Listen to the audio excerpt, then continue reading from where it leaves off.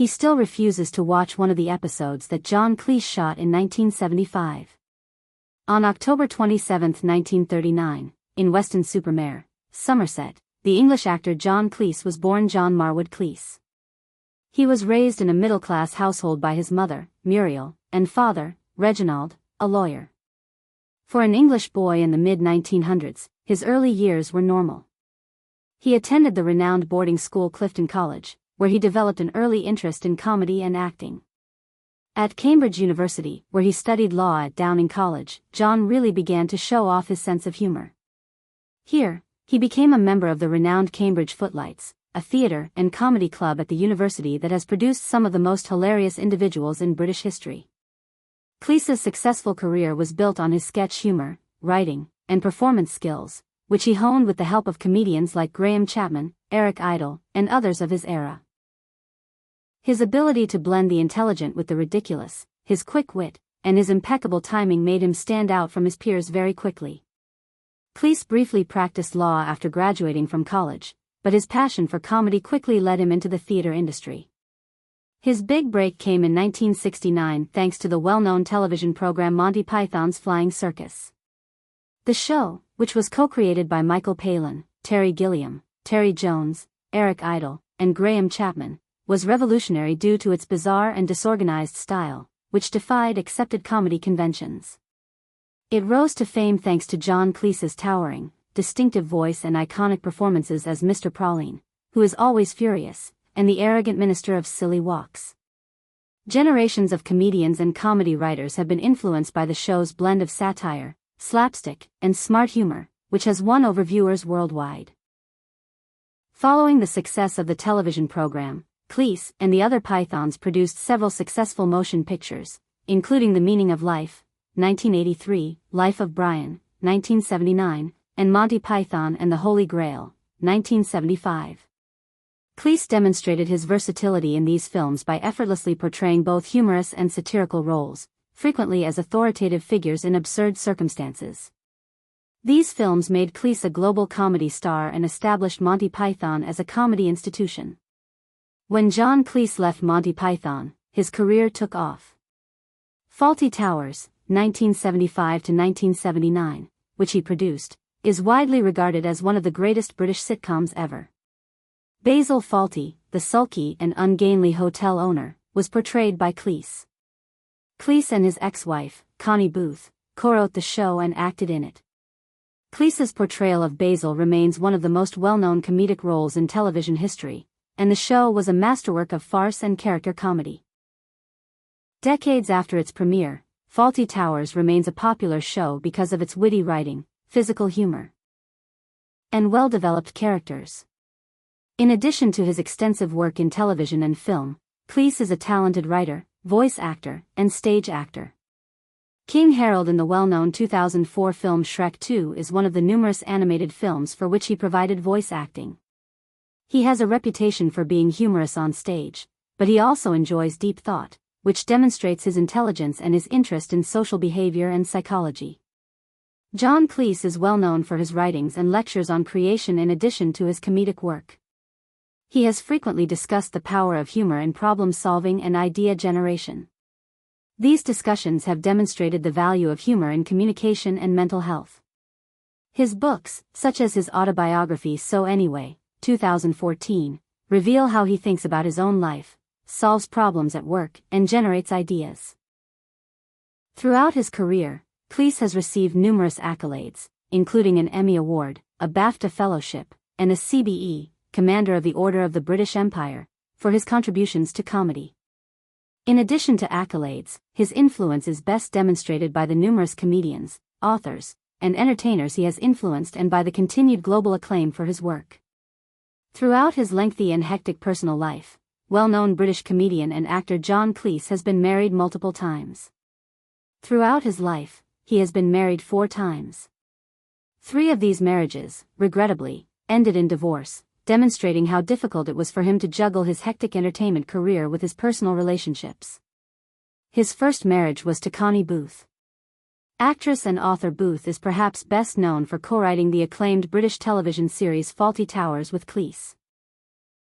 Their work together was a special blend of creative teamwork and personal relationships, which were closely linked to each other. Despite their excellent working relationship, their marriage ultimately failed. Together, they were parents to a boy named Cameron. Cameron was raised in a family that loved comedy and entertainment. After Cleese and Booth parted ways, he wed Barbara Trentham, an American model and actor. Due to his relocation to the United States during this time, Cleese's marriage opened up a new and significant chapter in his life, both geographically and emotionally. Camilla is the name of the daughter that John Cleese and Barbara Trentham shared. This marriage ultimately failed and ended in divorce, just like his first. However, their time together had a significant impact on both of them, and they had to raise their daughter while Cleese gained more notoriety.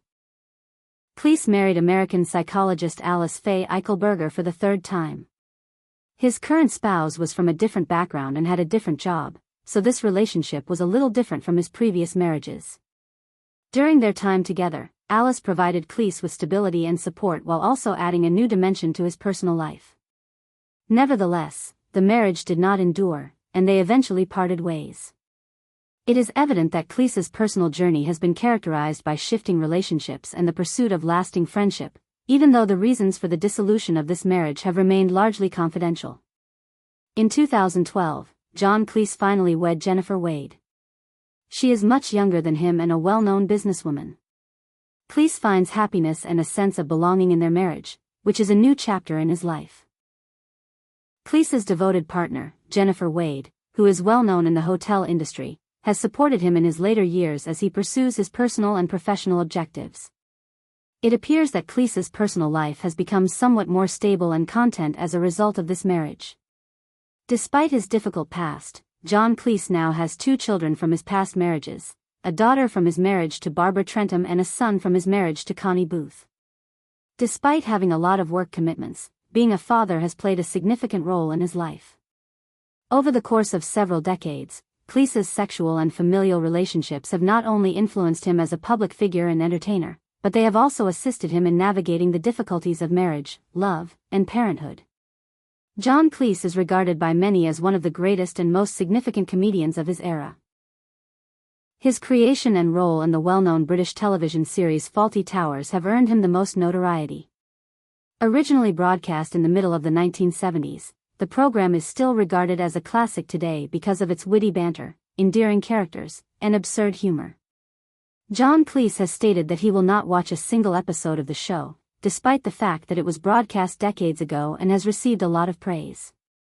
His reasons for not wanting to show it reveal a lot about his artistic integrity, his feelings about the episode, and the challenges of breaking the rules in comedy. The central episode of this story is The Germans, which was broadcast in 1975. This episode is well known, or perhaps notorious, for the delicate content it featured and the delicate balance it struck between humor and offensive language. Cleese and his co-creator Connie Booth, who also played Polly Sherman on the show, attempted to parody racism and cultural misinterpretations through the awkward and frequently impolite actions of Cleese's character Basil Fawlty. While acting awkwardly and exaggeratedly in increasingly rude and politically incorrect ways. Basil makes a concerted effort in this episode to avoid upsetting a group of German hotel guests. Although it is intended to be humorous, the humor is meant to be unsettling and highlight Basil's own prejudices and ignorance. Over the years, certain aspects of The Germans have generated a great deal of debate and criticism. Even though he believes the show made a legitimate comedic point about ignorance and bigotry, Cleese has stated in interviews that he feels bad about seeing it again. He has stated that the jokes, which he considered bold and witty at the time, feel heavier now that people's opinions and sentiments have changed, and that some scenes are too unvarnished or make him uneasy. For Cleese, the show serves as a reminder of how challenging it is to create humor about delicate subjects, particularly in an era where cultural norms and perceptions shift so swiftly. John Cleese, who had a deep personal and professional attachment to Fawlty Towers, will also not watch this show. Cleese has discussed the extreme stress and exhaustion that went into creating the show because of its infamously brief 2 seasons. Watching some shows again can remind him of how difficult it was to be creative and how much it hurt him emotionally, he has stated, and he is both proud and concerned about the show's legacy. One of the more contentious episodes, The Germans, encapsulates some of these conflicting opinions. Not wanting to watch isn't just about what's on the screen for Cleese, it's also about clinging to the emotions and memories of that period of his career. Connie Booth, Cleese's co-writer and then wife, was another significant figure who influenced the tone and direction of the episode. Because she has also stated that it's difficult to strike a balance between humor and sensitivity, her opinion of the show is similar to Cleese's. Cleese's more explosive Basil Fawlty was perfectly counterbalanced by Booth's quiet, understated comedy, which gave the show depth and kept it grounded. When they collaborated on Fawlty Towers, they raised the bar for British comedy writing, but they are both aware of what happens when you push things too far. Both authors take comedy very seriously, as evidenced by their consideration of the episode's impact on viewers. They wanted to make people think, even if it made them feel bad, in addition to making them laugh. Because it causes him to reflect on art, recall events from his own life, and develop a heightened sense of social awareness, John Cleese refuses to watch this particular episode of Fawlty Towers. In terms of the show's crude humor and scathing social commentary, the episode, The Germans, remains a classic.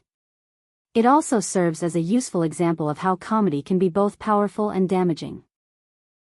Cleese's stance demonstrates that even talented comedians can have second thoughts about their work when new information becomes available or circumstances change.